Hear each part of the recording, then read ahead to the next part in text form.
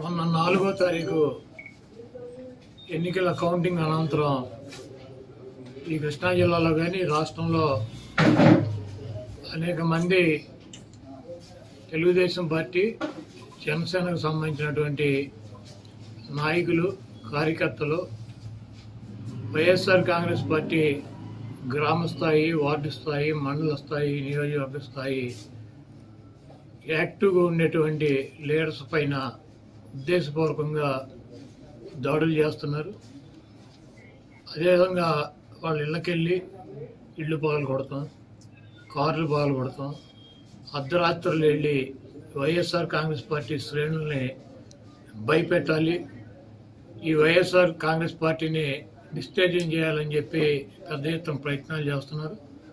వాటిల్లో కొన్ని చోట్లయితే ఫిజికల్గా వ్యక్తుల మీద దాడులు చేయటం, కాళ్ళు ఇరక్కొడతాం, చేతులు ఇరక్కొడతాం, తల్ల బాగలు కొడతాం. అదేవిధంగా ఈ గ్రామాల్లో కానీ ఇక్కడ కానీ మీరు ఉండకూడదని చెప్పి వార్నింగ్లు ఇవ్వటం అనేక రకాలుగా చేస్తున్నారు. వీటికి ప్రత్యక్ష సాక్షులు పోలీసులు దగ్గరుండి వాళ్ళు కొడతాంటే వీళ్ళు చూస్తూ నిలబడి ఎంజాయ్ చేస్తున్నారు.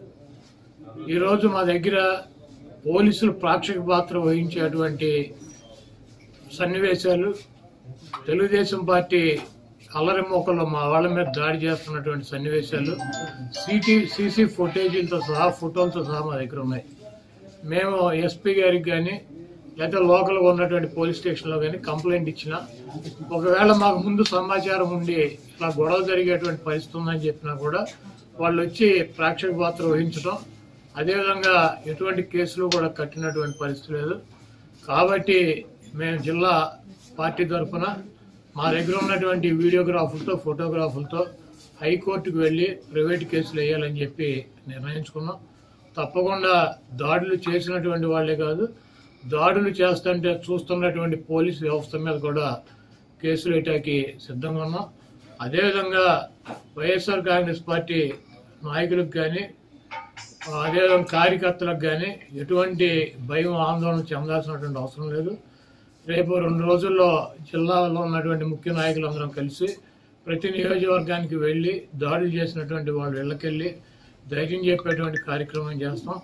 దీనికి జగన్మోహన్ రెడ్డి గారు కూడా మీరు ఎట్టి పరిస్థితుల్లోనూ కార్యకర్తలు కానీ నాయకులను కానీ జరుగుతున్నటువంటి దాడుల్ని మీరు చూస్తూ ఊరుకోవద్దు, పార్టీ అంతా యాక్టివ్గా ఉండి అందరూ ఒక వేదిక మీదకి వచ్చి వాటిని తిప్పి కొట్టాల్సిన అవసరం మన మీద ఉందని చెప్పి ఆయన కూడా చెప్పారు. కాబట్టి పోలీసు వ్యవస్థ ఒక అసమర్థమైనటువంటి వ్యవస్థగా ప్రేక్షక పాత్ర వహిస్తున్నటువంటి ఈ పోలీసు వ్యవస్థకి మరి మా నుంచి ఈ తెలుగుదేశం పార్టీ గోండాల నుంచి మా పార్టీ నాయకుల్ని కార్యకర్తల్ని కాపాడుకోవటానికి మేము కూడా 2 రోజుల్లో రోడ్డు మీదకి వచ్చి ఎక్కడైతే మా వాళ్ళ మీద దాడులు జరిగినాయో, ఎక్కడైతే మా వాళ్ళని ఇబ్బంది పెడుతున్నారో ఆ ప్రాంతానికి వెళ్తాం.